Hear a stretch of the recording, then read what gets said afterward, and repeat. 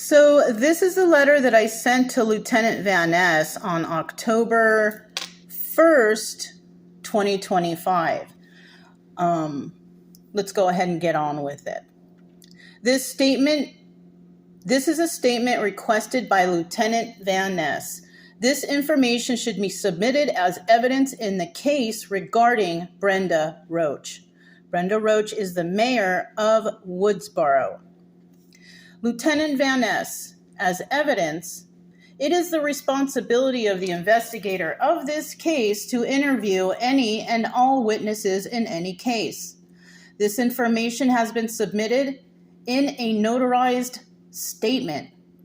This can be found in the records submitted for the case. This is a big oversight of the part of the Refugio Sheriff's Department in regards to investigations. Information in regards to a witness who verbally heard Brenda Roach admit to direct unwanted contact by force. I actually screamed out to her to not touch me twice. The first time is what caught the attention of my neighbors to come out of their homes to see what was going on. I screamed out a second time, and this is what the neighbors heard. You will have to question her for what she said. I initially screamed out, "Don't you ever touch me again," and I stepped back from her. I was in such shock in this instance. The second time I screamed out, "Don't you ever touch me again." Her response was, "Okay, fine." As a survivor of assault in my past, I know the best thing to do is to scream out to get the attention of others when violence is present. I don't understand why Brenda Roach feels that it is okay to bully, intimidate, and assault anyone. Another issue that should be brought up in this case is how they obtained my home address and the fact that they were stalking my home so they could show up when I was home. I drive a red Jeep, and if it is there, I am home. These individuals have access to my records in the city hall, which also has my personal banking information. If they did not get my address there, I know there is a possibility they got it from the county assessor's office. If that is the case, why would they go through such lengths to get my information if they could simply call me and set up an appointment?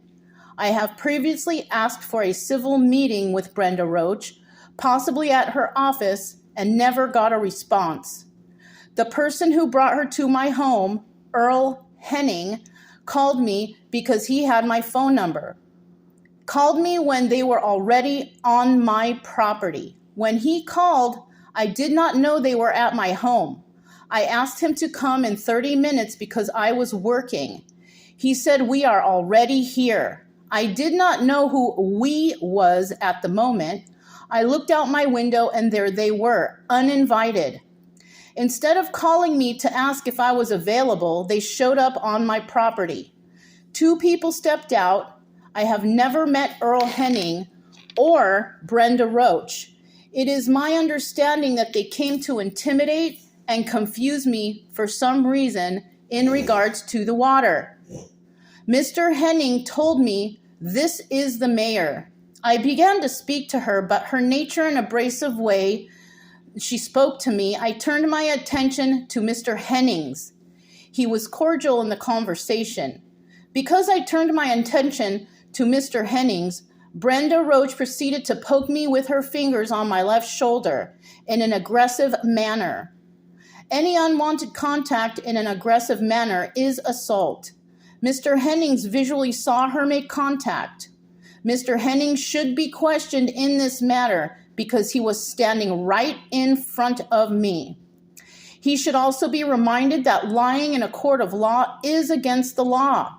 My witness did see the distance between Earl Henning and myself. Earl Henning can be contacted at 361-543-0887.